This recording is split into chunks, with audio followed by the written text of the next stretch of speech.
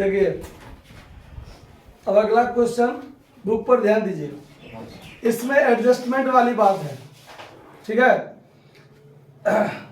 मुंडा, माझी और मुर्मू 3 गो साझेदार है। नाम सुन के थोड़ा हंसी आता होगा, ये सब झारखंड का आदमी का नाम है। झारखंड में ऐसे नदी टाइटल सब होता है, ठीक है। हाँ, तो मुंडा, माझी और मुर्मू साझेदार है जो लाभ व हानि को 5-3-2 के अनुपात में बांटते हैं, ठीक है। उन्होंने,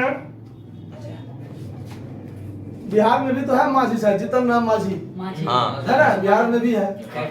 चलिए, बिरसा मुंडा शायद ये भी तो बिहार का है, हो सकता है झारखंड बिहार अलग अलग हुआ तो कुछ इधर उधर हो गया होगा। देखिए, जो लाभ हानि को 5-3-2 के अनुपात में बांटते हैं, ध्यान दीजिए, जो 5-3-2 अनुपात में क्या करते हैं, लाभ को बांटते हैं।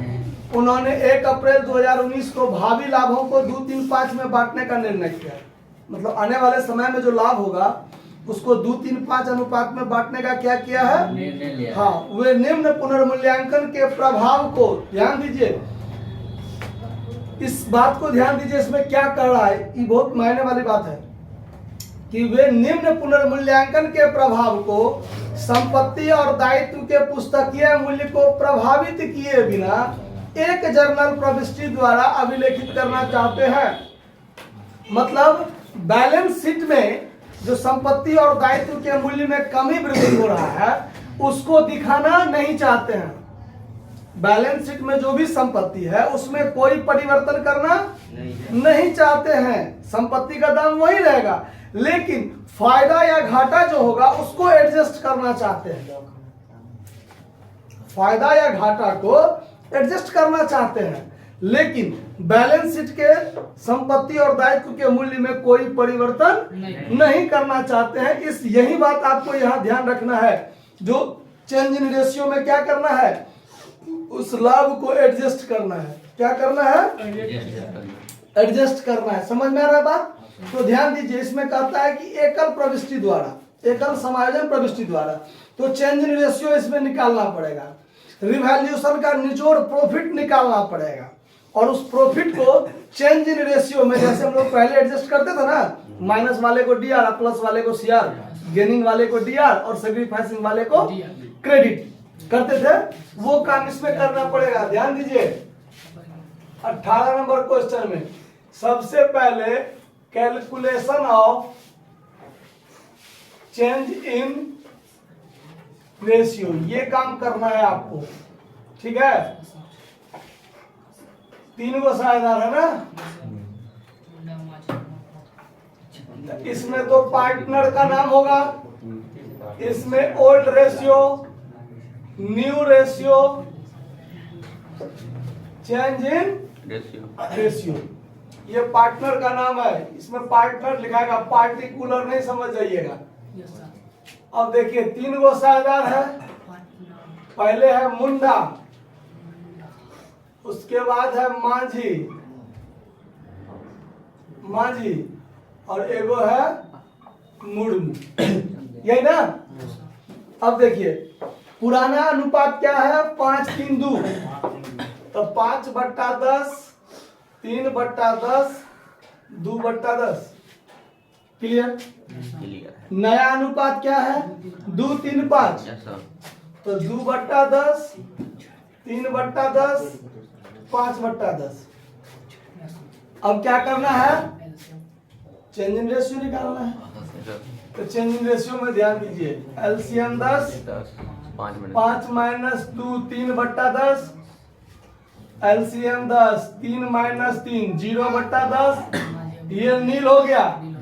ये आपका सैक्रिफाइस है ना। और फिर यहाँ 10, 2 - 5 - 3/10, ये गेन किया। क्लियर? इसमें कोई दिक्कत नहीं है, दिक्कत इसमें नहीं कोई दिक्कत। अब देखिए, अब यहां पर हम लोग काम करेंगे कैलकुलेशन ऑफ रिवैल्यूएशन, प्रॉफिट या लॉस। अब हम लोग ये काम करेंगे। रिवैल्यूएशन अकाउंट को खाता खोल करके भी दिखा सकते हैं, लेकिन इसमें खाता खोलने के लिए नहीं कहा गया है। ध्यान से सुनिए, खाता खोलने के लिए नहीं कहा गया है। सीधे कहता है रिवैल्यूएशन प्रॉफिट जो है ना उसको निकालिए और उसका एकल प्रविष्टि कीजिए। तो इसके लिए हम लोग खाता नहीं खोलेंगे।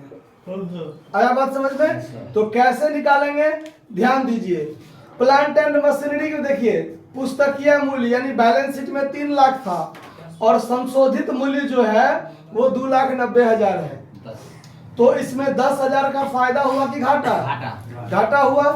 तो यहाँ देखिए, यहाँ लिख लेते हैं लॉस ऑन क्या है?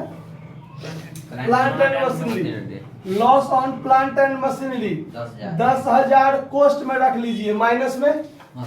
ठीक है। लैंड एंड बिल्डिंग देखिए 2 लाख का है, 2.5 लाख का हो गया, 50,000 का। तो 50,000 का प्रॉफिट हुआ ना। तो profit on land and building 50,000 profit है, तब प्लस में रखे। उसके बाद इन्वेस्टमेंट 50,000 का है, 40,000 का हो गया, तो 10,000 का लॉस हुआ। तो फिर ये चीज लॉस ऑन इन्वेस्टमेंट, तो इन्वेस्टमेंट साथ ही होता है ना?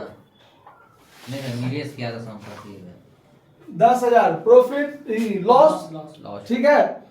और सन्ड्री क्रेडिटर ये कर्जा है, कर्जा 60,000 का था, 50,000 का हो गया, तो 10,000 क्या हुआ? फायदा की घाटा? फायदा। कर्जा घट गया, फायदा। तो ये हो जाएगा profit on creditor. Profit on creditors क्या? तो 10,000। आया बात समझ में? अब ध्यान दीजिए, 50,000 और 10,000 60,000 का हुआ फायदा और 10,000 आई, 10,000 मिला के 20,000 लॉस। तो 60,000 फायदा, 20,000 लॉस, निचोड़ क्या होगा? 40,000 का प्रॉफिट। तो यहाँ लिख देंगे 40,000 प्रॉफिट। यहाँ लिख दीजिए नेट प्रॉफिट ऑन रिवैल्यूएशन। आया बात समझ में? थोड़ा शॉर्टकट में लिख दिए, जगह का अभाव हो गया है। नेट प्रॉफिट ऑन कौन चीज? रिवैल्यूएशन। यहाँ रिवैल्यूएशन है, ध्यान रखिएगा। ठीक है। 40,000 का प्रॉफिट हुआ। अब इसको एडजस्ट करना है। क्या करना है? एडजस्ट करना है। तो यहाँ लिखते हैं हम लोग एडजस्टमेंट ऑफ रिवैल्यूएशन प्रॉफिट, जो कितना है आपका? 40,000। तो देखिए मुंडाज सेक्रीफाइस हुआ ना, तो कितना? 40,000 गुने 3/10 कितना रुपया? 12,000। और माझी का कुछ भी नहीं हुआ है तो उसका कोई लफड़े नहीं है, उसको हटाइए। मुर्मूज गेन हुआ है ना, 40,000 गुने 3/10 कितना हुआ? 12,000। क्लियर? अब बनाएंगे हम लोग एडजस्टमेंट एंट्री। तो माइनस वाला जो गेन है, गेन जो कर रहा है उसको क्या करते हैं हम लोग? डेबिट करते हैं। और सेक्रीफाइस जो करता है उसको क्या करते हैं? क्रेडिट। तो कर दीजिए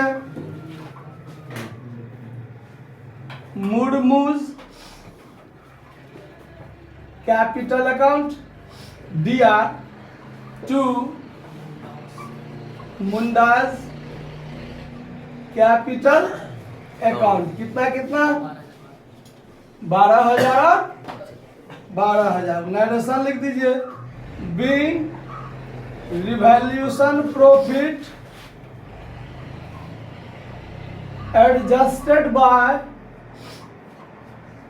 partners capital account in their change in ratio.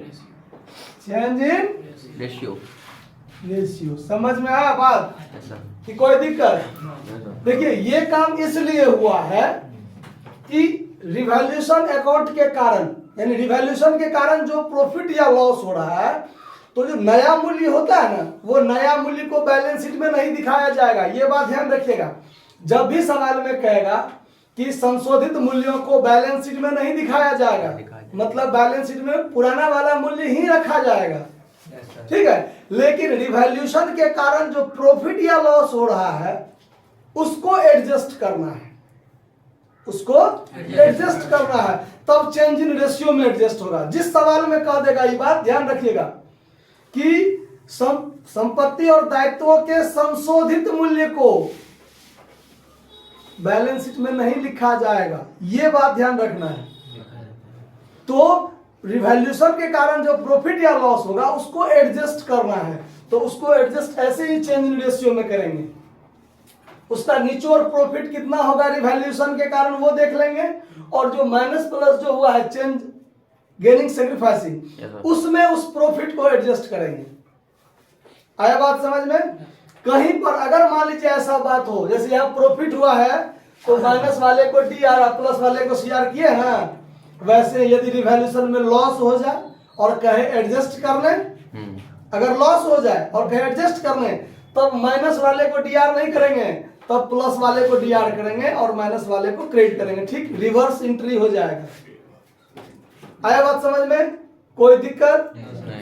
अगर YouTube पर भी कोई देख रहे हो दिक्कत हो तो कमेंट कीजिएगा, बता देंगे। धन्यवाद।